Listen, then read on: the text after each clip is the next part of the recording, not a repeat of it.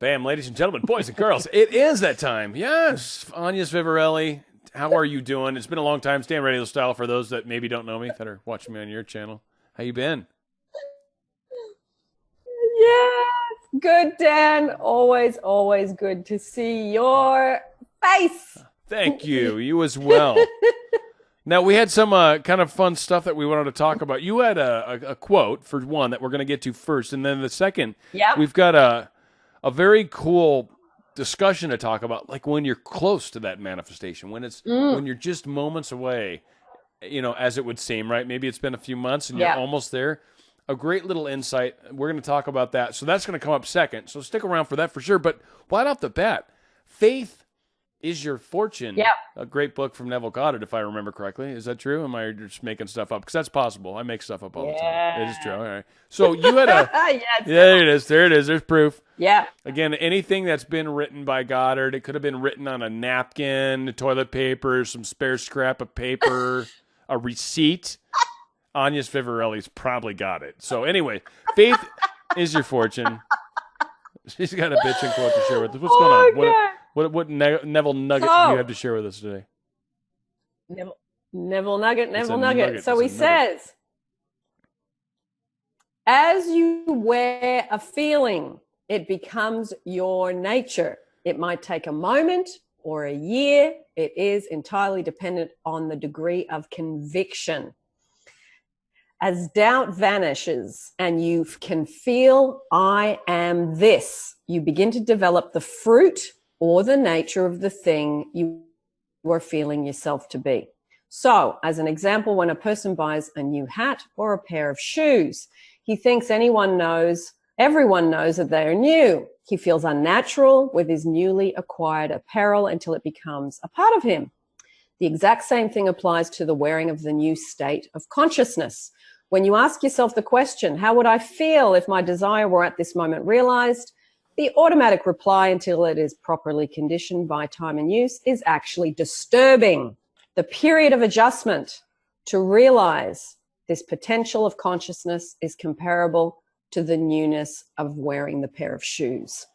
So, love that, because a lot of people do say they have trouble imagining that doesn't feel comfortable, or they can't focus, or they can't get into the state. So if you know that this is a natural part of the process, you're not going to believe the new state of I am wealthy, or I am loved, or I am healthy if you're not in those states currently. So you've got to know that this is going to be disturbing, in Neville's words. It's disturbing to the self because you're changing the consciousness, how and what you're conscious of.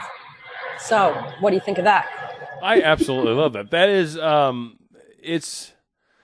I think it also kind of helps understand for a lot of us, right? Like when you're manifesting something new, you don't really know it yet. So frequently a lot of us talk about how it's difficult to feel what you don't already know. So that's one thing. Like you don't really know it, but it's kind of okay you don't know it. Like a pair of shoes. When you first get that new pair of shoes, you don't know they're new. You have them on. You didn't expect this. You didn't expect the rigidity. You didn't expect the stiffness.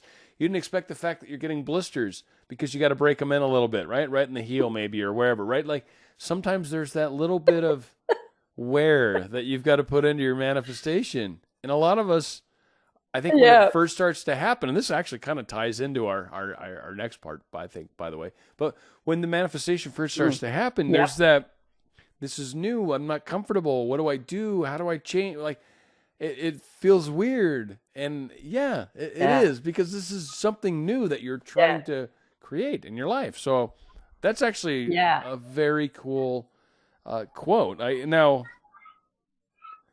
is he saying that you need to be able to feel that newness of the shoes first? Like, help me understand that a little bit. Like, he brings in the new shoe thing, so obviously it's not a comfort feeling, right? It's not something I'm familiar with. No. So what's he saying in that regard? Like, to help people kind of wear in their manifestation, if you will. Well, you begin to develop the fruit or the nature of the thing. The nature of the thing is going from being uncomfortable to feeling a little bit Like you can wear the shoes for a little bit longer, and then eventually they become, well, you don't even notice the shoes and the discomfort at all. And it's the same thing as you go through this process. You go through moments where you feel good, and then other moments where you feel disturbed and uncomfortable because you're trying to capture something that you don't know how it feels technically yet. Yeah. So, and I'm going to give the example of people that they're doing their self-love, they're working on themselves, they understand self-worth's really important, they do the mental diet, they change what they're doing, they create an imaginal scene, they meditate, they do affirmations. So slowly you're moving across the line to it becoming less disturbing and more comfortable. But what happens is, as you do that and say your ex comes back, or money starts to come in, or your body problem, issue, condition, disease starts to taper off, what I see is people get this, they get excited that it's happening, and then their peace and mental state is disturbed again because the excitement flips into anxiety. And I see that a lot. And that's funny you bring that up, because that gets us into the next part. And I think this is the perfect place. Like when you're getting close to your manifestation, a lot of times maybe you're right at the precipice, if you will. Like it's the day that you're finally going to have that date that you've been trying to manifest, or the day that you're finally reuniting with your specific person, or this person that you're in love with, or you're finally they talk to you in the copy room, or they're going to, or you're going to be in some seminar together, or some off-site thing where you have a chance to talk to them. A lot of us kind of go, okay, we finally manifested a big, big, big deal in our life, and we get anxious, we get nervous, we get excited, we get all this stuff. And the question is like, how do you deal with that? Is there a way to channel that into a positive thing? Is there a way to help? Because again, it's scary. It's a little bit freaky on that first time. So I kind of feel like this is a similar tie-in. So what was the quote? Where'd you have us going with this? It's a side salad. It is a side. It's a main course with some chicken on it, or some shrimp, blackened. It's delicious. No, it's good. Yes, it's delicious. It's really good, because what you got to say to yourself is, like a vinaigrette. Okay, it's really yummy. I like vinaigrette. I made some last night. Yeah, it's delicious. So you got to just say to yourself, I am going to go through a disturbed phase. I'm going to go from the old man to the new man, as Neville talks about. The old man is the old state of being stuck in, I'm not wealthy, I'm not loved, I'm not wanted, I'm not good enough, I'm not, the old man. And then you're going to transit through by doing all the things that we discussed, self-love. That breaks down into self-love meditations, affirmations. It's also looking after yourself physically. What happens is you start to transit out of the old man when you start to really work on that base foundation. And then you work on your mental state of I am, instead of I'm not. You're working on the I am. You transit, and just say to yourself, going through this period of disturbance is part of the natural progression, just like, and remind yourself, it's like the new pair of shoes. I'm going to wear them in. I'm going to wear in my old, my new consciousness is going to wear in. It's going to settle in. It's going to become a part of me through the transition phase of letting go of the old state, moving into the new state, living from it. It's going to become comfortable, and it does. It does become comfortable over time. The thing that so it's knowing that you're on track. Right. And the thing that this really, really makes me think of, and I think I've talked about it before, and it's not necessarily what the point of this discussion from your angle was, but I think it's worth bringing up. We have these moments where we're trying to manifest maybe a discussion with someone we don't know very well. Maybe we work with them. Maybe it's someone we know from some place. They show up. Maybe they come in as a customer. I don't know what the situation is, but a lot of us are maybe a little scared to kind of take that step. Like we keep bringing that aspect of the manifestation together, but we don't know how to close the deal, if you will. And I think that that you call it disturbed state. That's what kept ringing out to me, is that that uncomfort, that I need to do that thing I don't want to do. I don't want to talk to them. I don't want to. I want it to fall on my lap. I don't want to have to. They should just walk up to me and be like, "Hey, I know you've been thinking about me the last few months.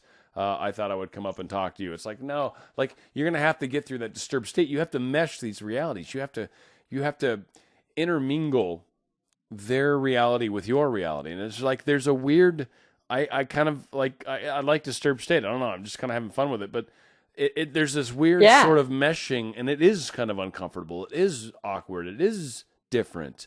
And I think it is like, trying to understand that in advance certainly is wonderful. But sometimes when you're at the moment, really, when you finally have manifested it, there's some surprises that are right in front of us. And I think that's part of the excitement of doing this. Part of the joy of manifesting is that newness, that new pair of shoes that we get to break in, that new relationship suddenly that we're experiencing, that, oh my God, I just had a conversation with him, and you go home with the butterflies and you wonder if you get to see him again tomorrow. That whole honeymoon process, if you will, of the manifestation isn't a fun ass part of it. Like that is, like, let's not downplay that. You've finally gotten there. You're finally close. Here we are. Yeah. Things are about to get real. Yeah. And here you are, a little disturbed, a little scared, a little, oh no. Yeah, and I love it. I love that part of it. It's nice, isn't it? Because he actually really acknowledges that uncomfortable phase. Because people often think, with Neville, and I hear this again and again, but he says imagination creates reality. But this actually shows you that it's not just seamless. It does have the little bumps in the road. It is okay. It is about accepting where you're at. It is about, I'm getting better at this. It is about, saying even Neville, had disturbances, because if he's written about it, he knows it, he understands it. So, but he's just not putting the emphasis on that throughout all his books all the time. But this, he's given you a little bit of, allow yourself to be human. And this is why I picked this out, is that it's not about doing it perfectly and not having any feelings, because we're emotional. We have feelings. We get upset. We get angry. We get hurt. We have anxiety. We have all these feelings because we're not robots. We are human beings who feel. And that's what we have to acknowledge and work with. And it's all right. Well, it's all right. In my mind too, it's like, that's part of this. Like I liken it, and it is the same, but I liken it to when you get on stage, and a lot of people, maybe they've experienced it, maybe they haven't, maybe you've been in a theater, your community theater, whatever. But there's that, how scary it is to get up in front of people. And a lot of people don't like that. Maybe you've done a speech for school or something, but it's that fear that debilitates. It scares us. But when you finally do it, when you finally face it, when you're finally performing in front of people, and you realize, wow, there's this weird kind of surreal nature that comes about you when you're performing. It becomes very right now. You're very in the moment. And it's the same when you're interacting with someone that you've been trying to manifest this interaction with. It's scary at the surface, and it's scary when you're standing at the precipice. But you take that step into it, and you start to experience it, and it changes your life, and it changes your outlook, it changes your understanding. Like that's that meshing, that's that disturbed. I mean, it's a gray, fuzzy area in our manifestation where your old reality suddenly meshes with this new reality, and crazy stuff happens, and for me it's exciting. I don't know, I like at this point of my manifestation career, like I look at it, I'm like, oh yeah, the crazy's happening, like this is cool. Like it's fun, like you never know what the hell, right? What's gonna come around the next corner, I don't know, but I know I'm where I should be right now. I have no doubt in my mind tonight's gonna be a fun night. Like I don't know, we'll see what happens. So I love it. That sounds and fun. Now that you've brought us to the edge there, the manifesting experience, and this ties into the second part of what we were going to discuss, the whole point of all that work that you did and how hard it was, and then it got easier, and then you finally let go and didn't care anymore, and you allowed, and then pop, the manifestation happens. when I was interviewing Cynthia yesterday about her dream job manifestation, she asked a really great question. And this question was preempted from her. She said, I'm right in the middle of all this great emotion. I've just left my old job yesterday. I feel so happy and so relieved. I start my new job on Monday. Here's my weekend, Saturday, Sunday, this weekend that we're in right now. She said, can I do something with all this really good emotion? You know, like, is there a meditation or gratitude, or what do I do? And I said, well, I'm so glad you asked that, because I've never actually talked about this. But when you've put in all that hard work and you're right in the middle of the manifestation, you don't have to try and be happy. You don't have to try and feel excited. You don't have to try and run around the room jumping up and down. You're doing that anyway. Yeah, you got that covered. Yeah, so if you've got it, and that does take time to get there, and don't waste it. So we were talking about, when you've got another thing, like say you want more money, or you want to travel, or you want to improve your health condition, that's the time to use this energy over here that you've just got in in a bundle that's not holding itself in place because it's wanting to burst out. Yeah. Use that bursting out to inject that into the next manifestation, and do a meditation for money, do a meditation for health, do a visualization where you see yourself traveling to all these amazing places. Get on Google and look up Paris, New York, Colorado, San Francisco, wherever, California, wherever you want to go, and inject that into that, because your energy is in the absolute perfect place to hatch the next thing in quick succession. Yeah. So that was a great question from her. Yeah, because you're already in that accelerated state, if you will. Yeah. You're already in the vortex, as Esther Hicks, I think, calls it. Right? But yeah, you're right. The whole... Yep. I've got this already. Yeah. Like, what's the next step? Are you manifesting a relationship and you've been focused on the first date? Well, now you've got the first date. What's the second date going to be? Where are you guys going to go for the second date? Or exactly. So yeah, it's that enhanced. Take what you've got and run with it, and that's why I've talked about frequently. I think it's important to have your 6-month plan, maybe your 18th month plan, maybe a 5-year plan, right? But have some plans that extend a hair further out than your initial victory, the closest victory maybe, and have that next step past it, because you really don't want to, you want your sight to travel through the next thing that you're manifesting, and so you shouldn't stop there. Don't let that be your end point. That's why a lot of people, I think, have a hard time with when they finally do manifest, is like, well, now what do I do now? Like, this is my conclusion. This is what I've been asking for. And it's like, well, don't you really want a relationship, or don't you really want more time with each other, or better time with each other, right? Whatever your thing is, like, keep taking it to that next place. Keep thinking outward and onward. I mean, even from, you're with your special person. I'm with someone that's significant to me, right? Like, we have that enjoyment, but it's still like, well, what's our next trip together? What's our next little special time out? Or what's our next thing that we get to do that really helps us build our relationship and take our, our personal level. So yeah, it's a lot of fun. I love that. Very good. It is. So I love that, just that whole concept of, you've mastered the power, because it's power. That's the power that you've got. Happiness, appreciation, love, total excitement where you feel like you're going to burst. That's a power that comes up through you. So to harness it and focus it into the next thing, you can have manifestations in quite quick succession. And I know in my personal life that did happen, in terms of, once I'd left my job and started creating what I wanted to do. And then I made the statement, I now travel 4 times in January in 2016. And then the first trip happened. I piggybacked on the energy of that first trip to create the energy and the manifestation for the second trip, which happened only 3 months later. So, and then there was the third trip, the fourth trip, but it was like riding the surfboard of energy of, I did the first trip. I created this, fully paid, and being on that plane and imagining and saying, I love flying in planes. I kept doing that. I kept seeing planes and saying, I love flying in planes. I love flying in planes. Milk the energy, milk the energy. And I mean, I've traveled 4 times every year since January 2016. It has been an avalanche of travel. and fully paid, and through, money coming in from things that I create that I have fun with. So right. use the energy, use the energy, use the energy, and it can continue. And I know you've had jumps in your work as well, because you and I have talked about that. So you've done and then it's mushroomed.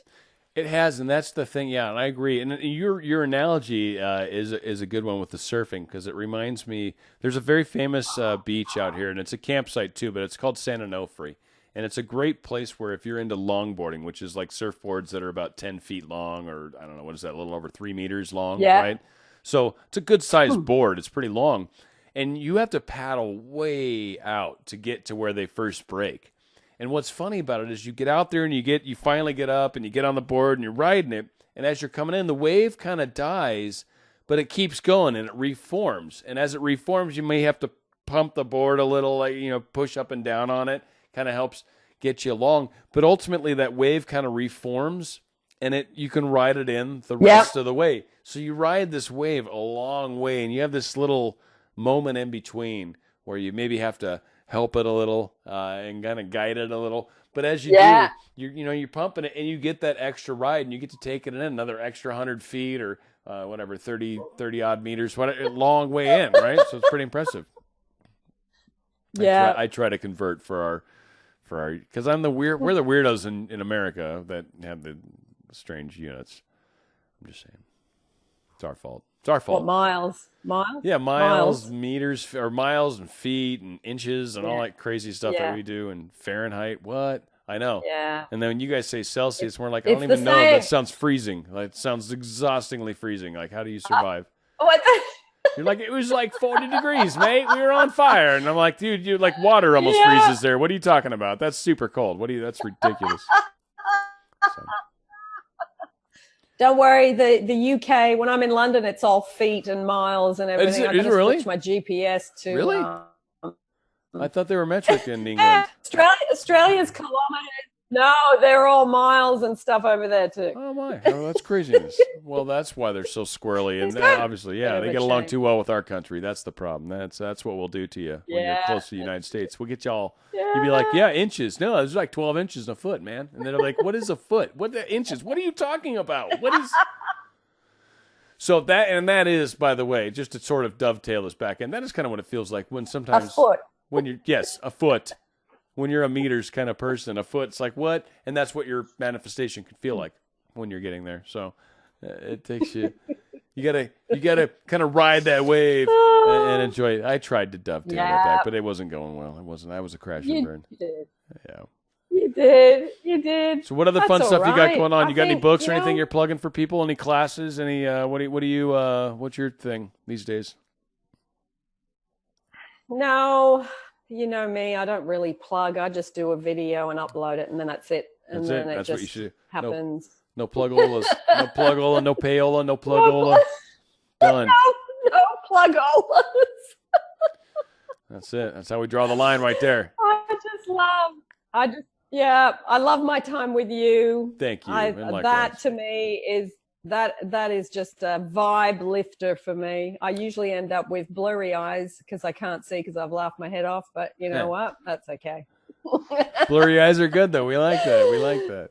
Well, good. Agnes, thank you so much. We're doing these every couple weeks now for our people, so hopefully that's good. Yeah. Lots of different bits and pieces. Yes. Bless you. Thank you. Little chicken. Bless you. A little. I should probably be drinking water, but when you're recording, it's tough. It's tough. Wonderful. It is. We'll be doing another one coming up soon. Yeah, it is a wrap. It's a wrap for all our people. Yo, a wrap. Yeah, that was supposed to be funny. I didn't get any reaction out of you like I was hoping. That was a bad joke. Mental note taken. Do not do rap jokes with Agnes. That will be bad. No, not received well. Well, I hope you have a wonderful time. Excellent. 2 weeks, people. We will be doing another one. We will be together again, reunited, and it feels so good. It feels so good. You're on board with me, right? We're doing this. Shoot, they can't shut us down when we sing it ourselves. It's not not playing They someone can't. else's music. I'm just They singing can't. someone else's That's song. right. Anya, thank you so much. It's good times. Thanks, everybody. We will close out, and of course, you and I will will close out separately after. But thank you, and we'll be back. We'll be back soon. Yeah. Thanks, guys.